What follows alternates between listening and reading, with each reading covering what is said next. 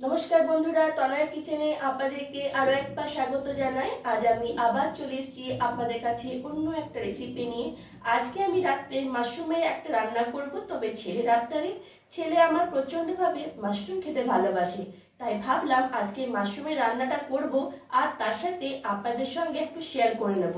তবে এই রেসিপিটা খুব সহজ এবং ঘরোয়া মশলা দিয়ে এই রান্নাটা করব, খেতেও কিন্তু দারুণ লাগবে। একবার আমার মতন করে এই রান্নাটা করে দেখুন, আঙুল চেটে খাবেন।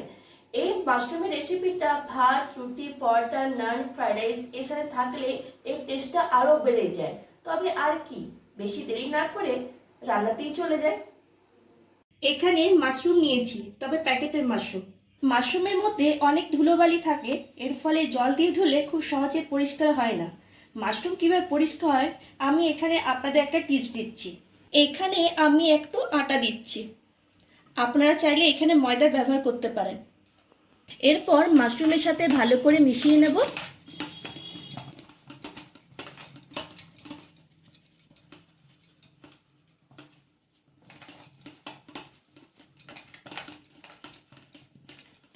আটা বা ময়দা দেওয়ার পরে খুব ইজিলি ভাবে পরিষ্কার হয়ে যাবে। এরপর আমি ভালো করে জল দিয়ে ধুয়ে পরিষ্কার করে নেব।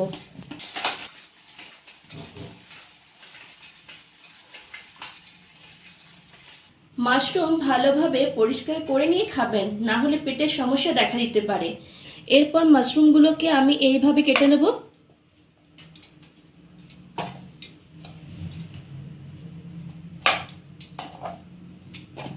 এরপর আমি মাশরুমগুলোকে ম্যারিনেট করে নেব। আমি এখানে পেঁয়াজের বেরেস্তা দিচ্ছি, 1 চামচের মতো আদা, রসুন আর কাঁচা লঙ্কার পেস্ট দিচ্ছি। গুঁড়ো মশলার মধ্যে আমি এখানে দেব 1 চামচ জিরে গুঁড়ো, 1 চামচ ধনে গুঁড়ো, 1 চামচ গোলমরিচের গুঁড়ো, 1 চামচ শুকনো লঙ্কার গুঁড়ো,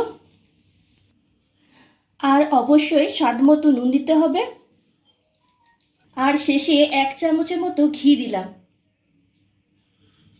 ঘি দেবার ফলে মাশরুমগুলো গায়ে খুব সুন্দরভাবে মিশে যাবে।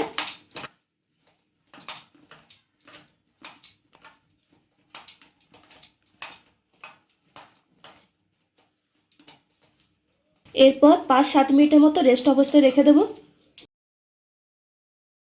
এরপর কড়াইয়ে সাদা তেল গরম হতে দিলাম আর তার সাথে 1 চামচ বাটার দিলাম। এরপর গোটা গরম মশলা ফোড়ন দিলাম, একটা শুকনো লঙ্কা আর 1/2 চামচ গোটা জিরে ফোড়ন দিলাম।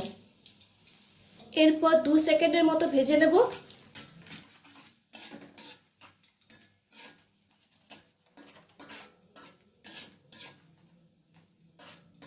কালারটা যাতে ভালো আসে তাই আমি এখানে 1/2 চামচের মতো হলুদ গুঁড়ো দিয়ে দিলাম আর 1/2 চামচের মতো কাশ্মীরি লঙ্কা গুঁড়ো দিলাম। এরপর ভালো করে মিশিয়ে নেব।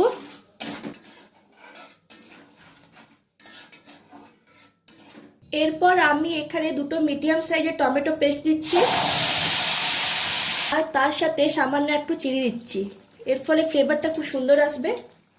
এরপর পেস্টটাকে নাড়াচাড়া করে নেব।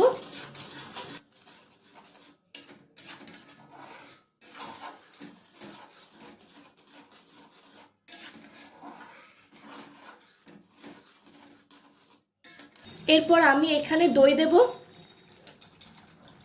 এরপর দইয়ের সাথে টমেটোকে ভালো করে মিশিয়ে নেব।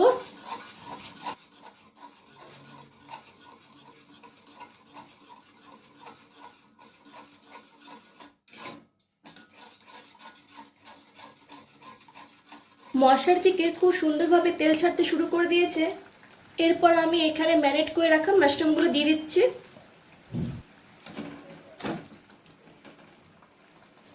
এরপর মাশরুমগুলোকে ভালো করে নাড়াচাড়া করে নেব।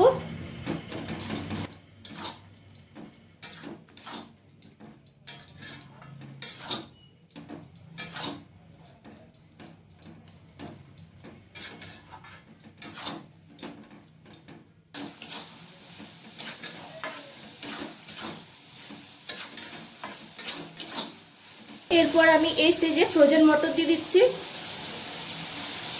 এরপর আবার ভালো করে মিশিয়ে নিচ্ছি।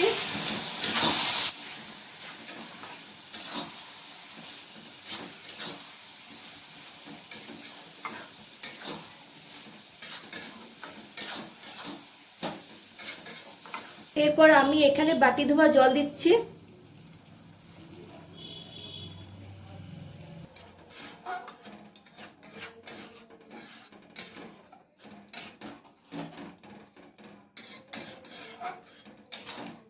এরপর কিছুক্ষণ ফুটতে দেব।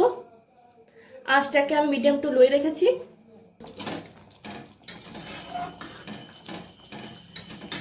গ্রেভিটা ফুটে এসছে। এরপর আবার আমি 5 থেকে 7 মিনিটের মতো ফুটতে দেব। এখানে আমি ঢাকা লাগিয়ে দিচ্ছি। এরপর কিছুক্ষণ পর ফিরে এলাম। এরপর উপর থেকে ড্রাই রোস্ট করে রাখা কসুরি মেথি ছড়িয়ে দিলাম। তার সাথে 1 চামচ গরম মশলা গুঁড়ো ছড়িয়ে দিলাম। এরপর আবার ভালো করে মিক্স করে নেব।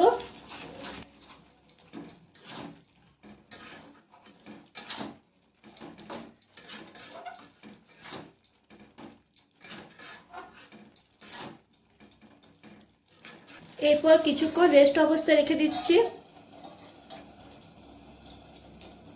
এরপর একটা ফ্রাইং প্যানে আমি 1 চামচের মতো ঘি দিলাম। তার সাথে স্লাইস করে কেটে রাখা আদা দিলাম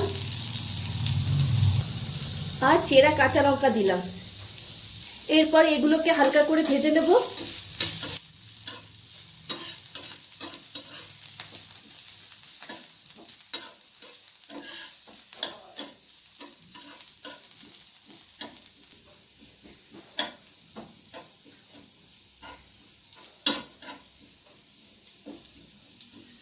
এগুলো ভাজা হয়ে গেছে। এরপর আমি এখানে তড়কা লাগিয়ে দিচ্ছি। এরপর ভালো করে মিশিয়ে নেব।